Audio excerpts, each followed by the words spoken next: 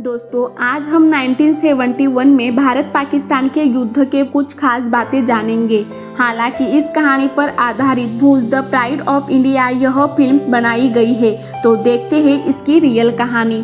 1971 के युद्ध में सैनिकों की नहीं बल्कि एक गांव की महिलाओं के पराक्रम और वीरता की कहानी है। 1971 में भारत पाकिस्तान का युद्ध बांग्लादेश की मुक्ति के लिए लड़ा गया था। यह युद्ध भारत ने दो मोर्चों पर लड़ा था। पूर्व पाकिस्तान जो कि अब बांग्लादेश बन चुका है और पश्चिमी पाकिस्तान जो आज पाकिस्तान है। यह युद्ध आज भी कुछ वजह से ज्यादा जाना जाता है। भुज में स्क्वाड्रन लीडर विजय कुमार कर्णिक और उनकी टीम INS कट्टाबोमन और उन ग्रामीण महिलाओं की वजह से जाना जाता है जिसने एयर स्ट्रिप बनाने में भुज में भारतीय सेना की सहायता की थी। 1971 की जंग भारतीय मित्रवाहिनी और पाकिस्तान सेना के बीच हुई थी।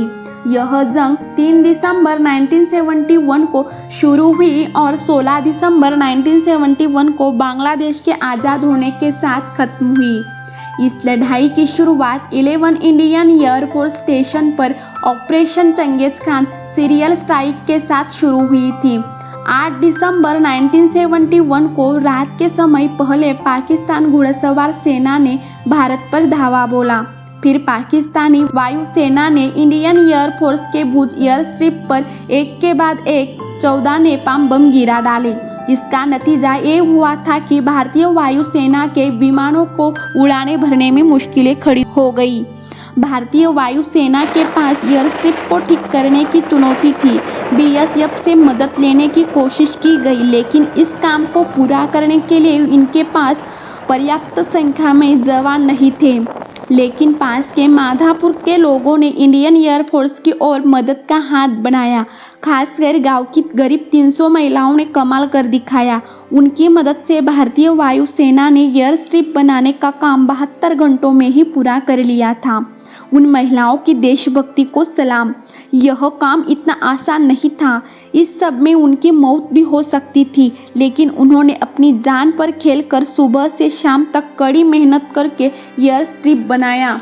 ज़्यादातर महिलाएं पूरे दिन मरम्मत में लगी रहती थी और शाम होते ही घर चली जाती थी। विमान के आने पर आसपास के गड्ढे या बंकर में छिप जाती थी। यह महिलाएं हरे रंग की साड़ी पहनकर काम करती थी, जिससे दुश्मनों को झाड़ियों जैसा प्रतीत हो और वे बॉम्ब से बच सके।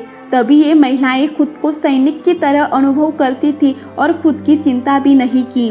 बिना थके हुए लगातार 72 घंटों से ज़्यादा समय तक इन महिलाओं ने सुनिश्चित किया था कि यहाँ से फिर से एयरक्राफ्ट आसमान में उड़ान भर सके। चौथे दिन जब शाम 4 बजे एयरक्राफ्ट ने इस हवाई पट्टी से उड़ान भरी, तब इन महिलाओं को काफ़ी गर्व का अनुभव हो रहा था।